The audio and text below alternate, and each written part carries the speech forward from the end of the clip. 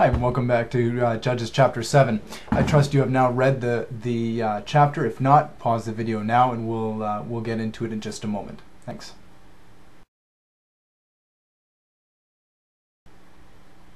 So welcome back. I trust you have had now read Judges chapter 7. This is the chapter where Gideon chooses the 300 men. This is a really interesting chapter. I really enjoy this because it goes from 22,000 men down to 300. And I think the reason why God tells Gideon to do this is so that God can perfect his need to be relied upon by Gideon and the men. There's a couple of different ways that he weeds them out. If anybody is scared, they should run away, or should go home. And then after that, the interesting thing is, and there's two different thoughts on this, that God says, you know what, 10,000 men still remain. That's still not enough. So what I would like you to do is go down to the river, and there are two different types of people. The ones that draw the water up as they are standing and drink it that way. And then there are those who lap it like a dog on their hands and knees with their head basically in the water. Now granted, they've been traveling a while, they're tired, they're exhausted, they're really thirsty. That's why they did that. Now again, there are two thoughts on this. One is the more commonly held, that God wanted just those who are most ready and prepared for battle. Those ones who drew the water up to their mouths were ready to basically draw their sword at any given moment. The other thought is that those men who stood up and drew the water up to their mouths were actually considered to be cowards. It's interesting that there are two different camps on it. One is one of heroism, the other is one of cowardice. And the one of cowardice is very simply that they weren't comfortable enough, I guess, to this is what Josephus's stance was, that they were cowards because they weren't comfortable enough in trusting God, that in the face of danger they went on their hands and knees and drank regularly, that they were too scared, that they had to draw the water up to their mouths standing. Interesting point. Anyway, so a couple of things. It's a very good story of how God uses Gideon, and without any bloodshed on the Israelites' part, from the sounds of things, wins the day. So God, again, Gideon is Gideon, and by this point, God actually knows Gideon well enough that he says to Gideon, before Gideon even says, "Oh, I don't know if you're with me," God says to him, "Go down to the Midianites, take your armor bearer, and in doing that, Purah, which was likely, and not, it could be interpreted as his servant, but it could also be his armor bearer, the person who is kind of the guy who polished up his armor. Anyway." Go down to the camp of the Midianites, and as you listen to what the men say to each other in secret, then you will understand. So he goes down and he listens to the conversation. Now here's the interesting part. The one Midianite says to the other, "Look, I had this dream," and of course they took dreams very seriously as being prophetic. "I had this dream where this piece of bread, barley bread, rolled down the hill and hit one of the tents and knocked it over."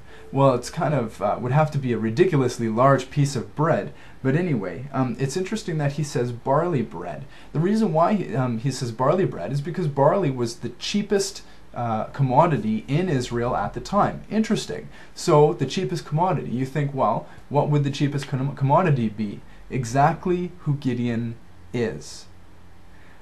Gideon is the youngest in his tribe and the youngest person in his family, and the lowest of the low, basically being the cheapest commodity.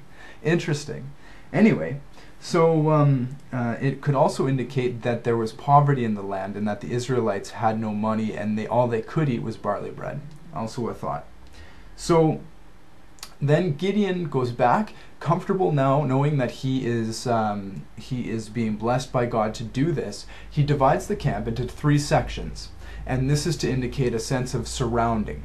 So I don't know if you thought while you were reading this that when I hear a sound, I don't get up, randomly draw my sword and start plunging it into people. That's not what's going on here. What is happening here is very simply the fact that that Gideon has lights, and the lights are inside of these canisters until Gideon says so. So he divides them. They've all got their canisters. They smash them on the ground.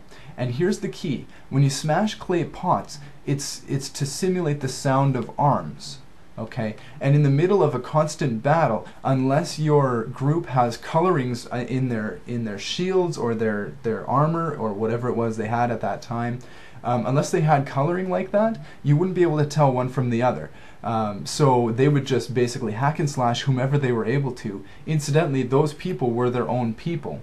And so in that confusion of hearing the clashing of arms being the pots, but for a sword for Gideon and a sword for the Lord, this battle cry, they panicked. It's the same word of panic that's used in 1 Samuel 4 verse 10. If you want to take a look, and it's interesting in Samuel, it's the same thing that the Israelites panicked and started to kill each other. So a bit of poetic justice there, maybe. I'm not sure. So interesting portion of Scripture.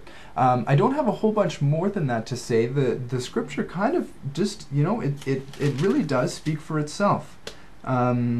The people of Naphtali and Asher and Manasseh, they all were summoned and were given, again, these are some of the tribes that didn't take the land that they were supposed to in chapter 1 and were punished for it, were able to have some kind of redemption.